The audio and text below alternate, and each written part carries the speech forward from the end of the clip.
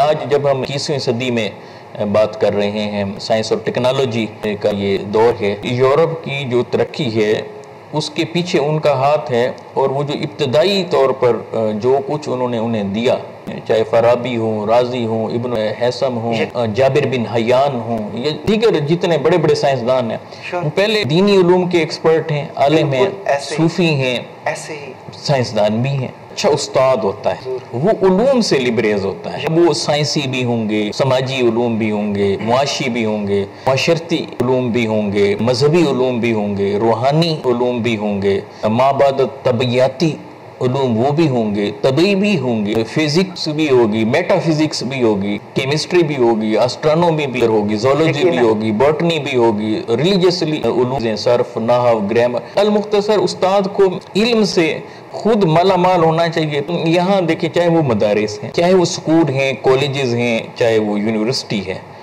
آپ جس بھی زاویے سے دیکھیں، ایک ہمیں یہ نظر آتا ہے کہ استاد صرف روٹین میں کتاب کو پڑھا دیا، وہ کورس کور کرنے میں شاید لگا رہتا ہے، صرف کتاب علم کو وہ دے رہا ہے، لیکن اس حکمت کو، اس وزڈم کو، اس دانائی کو شاید اگنور کر دیا ہے جس کی سب سے زیادہ ضرورت تھی۔ وہ کہ ہمیں نظر نہیں آتی۔ کوئی اکرم صلی اللہ علیہ وآلہ وسلم کی تشریف آوری کے بنیادی 4 چیزیں قرآن مجید نے بیان کی ہیں، یتلو علیہم آیاتہ ویزکیہم ویعلمہم الکتاب والحکمہ۔ ایک تو یعنی کہ پہلی چیز یہ آ گئی کہ تلاوت، یعنی ریڈنگ اس سے لے لیں کہ بک ریڈنگ اہم ہے، لیکن اس کے ساتھ تزکیہ نفس، دل کی صفائی، باطنی علوم، یہ تصوف کا پورا مضمون اس کے اندر سمٹا ہوا ہے، اور صفائی باطن جسے ہم کہتے ہیں۔ مطلب استاد کا کام صرف یہ نہیں ہے کہ وہ ظاہری طور پر ظاہری علوم دے، بلکہ اس کے باطن کو صفا کرے۔ پھر اس کے بعد وَيُعَلِّمُهُمُ الْكِتَابَ کے اندر پریکٹیکل ہے، بالکل، والحکمہ کے اندر جاتی ہے دانائی۔ قرآن مجید پڑھنے کے معاملات ہیں، خشیت طاری ہو، بالکل ایسے خوف ہو، چیزیں کہ سمجھ کر پڑھا جائے۔ اگر اتنی تیزی سے پڑھے گا تو وہ اجر تو مل رہا ہے، الفاظ تو ادا ہو رہے ہیں، ثواب تو، لیکن وہ مقصود نہیں ہے۔ قرآن مجید تو اس لیے آیا تھا تاکہ انقلاب بپا ہو، انفرادی اور اجتماعی سطح پر، تو بائی پروڈکٹ ہے کہ اس کے ساتھ اجر بھی مل رہا ہے۔ ہم اساتذہ جب کوئی غلطی کرتے ہیں، محسوس ہو بھی جاتا ہے کہ ہم سے کوئی غلطی ہو گئی ہے، مسٹیک ہو گئی ہے، اسے ہم مانتے نہیں ہیں، بالکل رویہ یہ ہوتا ہے تسلیم نہیں کرتے یا رجوع نہیں کرتے۔ مراحل میں کہیں انسان ہے جو ہے نا خطا کا پتلا ہے، اسے غلطیاں ہوتی ہیں، اپنی غلطیاں استاد کو بھی تو سیکھنا چاہیے۔ بچے اس کو رول ماڈل سمجھتے ہیں، مثال سمجھتے ہیں، اساتذہ ہیں یا بڑے ہیں، بزرگ ہیں، چھوٹے بچے ہیں، خواتین ہیں، ان سے غلطی کا امکان رہتا ہے۔ استاد اور شاگرد کے درمیان فاصلہ ہونا چاہیے، نہیں ہم بالعموم یہ دیکھتے ہیں یہ فاصلہ نہیں رہتا۔ 2 ایکسٹریم ہمارے رویے ہیں، ایک طرف کوئی بچہ سوال پوچھتا ہے تو شاید ہم اس کا وہ اس طرح سے جواب نہیں دیتے۔ بعض اساتذہ ہوتے ہیں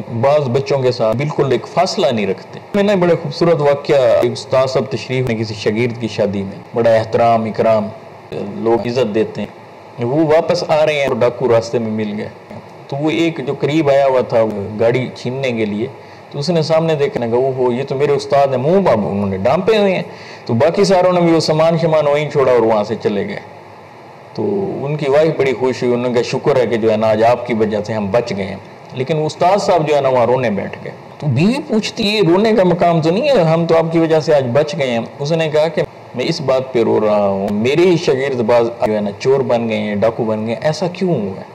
یعنی کہیں ہم میں خامی ہے، ہم ڈیلیور نہیں کر سکے یا بچوں کی اس طرح سے تربیت نہیں کر سکے۔ تربیت جب ہم بچوں کی کر رہے ہیں، یعنی ایک انگلی اگر ادھر جا رہی ہے تو 3 پہ تربیت پر فوکس زیادہ کرنا ہے۔ آج ہم صرف نالج تو دے رہے ہیں، لیکن شاید ہم اس طرح کی تربیت نہیں کر رہے جس کی وجہ سے شخصیت سازی جیسی ہونی چاہیے تھی وہ معاشرے میں ہو نہیں۔ حضرت عبد الرحمن رحمہ اللہ تعالی علیہ امام مالک رحمۃ اللہ علیہ کے شاگرد ہیں، وہ فرماتے ہیں کہ میں 20 سال امام مالک رحمۃ اللہ علیہ کے ہاں رہا، علم سیکھنے کے لیے گیا تھا۔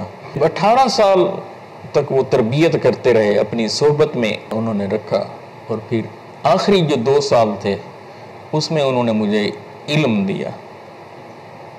2 سال علم کے اور 18 سال تربیت کے۔